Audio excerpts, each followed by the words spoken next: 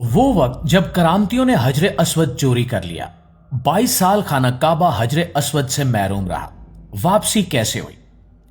ناظرین، 7 ذی الحج 317 ہجری کو اسلامی تاریخ کا ایک نہایت دردناک اور حیران کن واقعہ پیش آیا جب بحرین کے حاکم ابو طاہر سلیمان کرامتی نے مکہ معظمہ پر حملہ کر کے شہر پر قبضہ کر لیا۔ اس حملے کی شدت اتنی زیادہ تھی کہ اس سال حج بیت اللہ مکمل طور پر منسوخ ہو گیا اور لاکھوں کی تعداد میں آنے والے مسلمان عرفات تک بھی نہ پہنچ سکے۔ یہ اسلام کی تاریخ کا پہلا موقع تھا جب حج جیسی عظیم عبادت روک دی گئی۔ اس حملے کے دوران بے شمار حجاج شہید کیے گئے، خانہ کعبہ کی حرمت پامال کی گئی اور سب سے بڑا سانحہ یہ ہوا کہ حجر اسود کو خانہ کعبہ سے نکال لیا گیا۔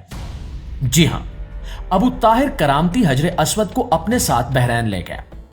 مسلمانوں کے لیے یہ صدمہ ناقابل برداشت تھا، کیونکہ حجر اسود صرف ایک پتھر نہیں بلکہ جنت سے آیا ہوا مقدس نشان ہے جسے رسول اللہ صلی اللہ علیہ وآلہ وسلم نے بوسہ دیا اور جس سے وابستہ عقیدت ہر مسلمان کے دل میں موجود ہے۔ سالہ سال تک خانہ کعبہ اس مقدس پتھر کے بغیر رہا اور مسلمان شدید کرب میں مبتلا رہے۔ آخرکار عباسی خلافت کے خلیفہ مقتدر باللہ نے اس مسئلے کو حل کرنے کے لیے کرامتیوں سے مذاکرات شروع کیے۔ طویل گفت و شنید کے بعد یہ معاہدہ طے پایا کہ 30,000 دینار کی ادائیگی کے بدلے حجر اسود کو واپس کر دیا جائے گا۔ 339 ہجری میں یعنی تقریباً 22 برس بعد حجر اسود کی واپسی کا مرحلہ آیا۔ خلیفہ نے اس بات کو یقینی بنانے کے لیے کہ اصل حجر اسود ہی واپس لایا جا رہا ہے، ایک جلیل القدر عالم اور محدث شیخ عبداللہ کو ایک وفد کے ساتھ بحرین بھیجا۔ علامہ سیوطی کی روایت کے مطابق جب یہ وفد بحرین پہنچا تو ابو طاہر نے ایک باقاعدہ تقریب منعقد کی اور ایک نہایت خوبصورت غلاف میں لپٹا ہوا خوشبودار پتھر پیش کر کے کہا کہ یہی حجر اسود ہے۔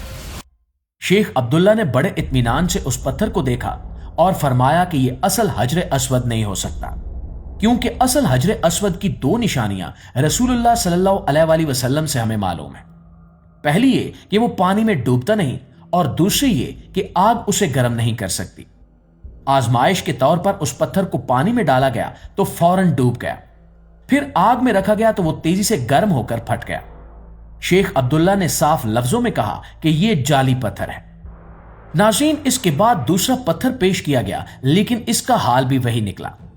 آخرکار تیسرا پتھر لایا گیا جو سادہ تھا اور کسی خاص غلاف میں بھی نہیں تھا۔ جب اسے آگ میں ڈالا گیا تو وہ ٹھنڈا ہی رہا، جب پانی میں رکھا گیا تو پھول کی طرح سطح پر تیرنے لگا۔ یہ منظر دیکھ کر شیخ عبداللہ نے کہا کہ یہی ہمارا اصل حجر اسود ہے، یہی خانہ کعبہ کی زینت اور جنت کا پتھر ہے۔ ابو طاہر کرامتی یہ سب دیکھ کر حیران رہ گیا اور اس نے پوچھا کہ آپ کو یہ نشانیاں کیسے معلوم ہوئی؟ شیخ عبداللہ نے جواب دیا کہ یہ علم ہمیں رسول اللہ صلی اللہ علیہ وآلہ وسلم کی احادیث سے ملا ہے، جن میں حجر اسود کی یہ صفات بیان کی گئی ہیں۔ یوں اللہ کے فضل سے اصلی حجر اسود کی پہچان ہو گئی اور اسے مسلمانوں کے حوالے کر دیا گیا۔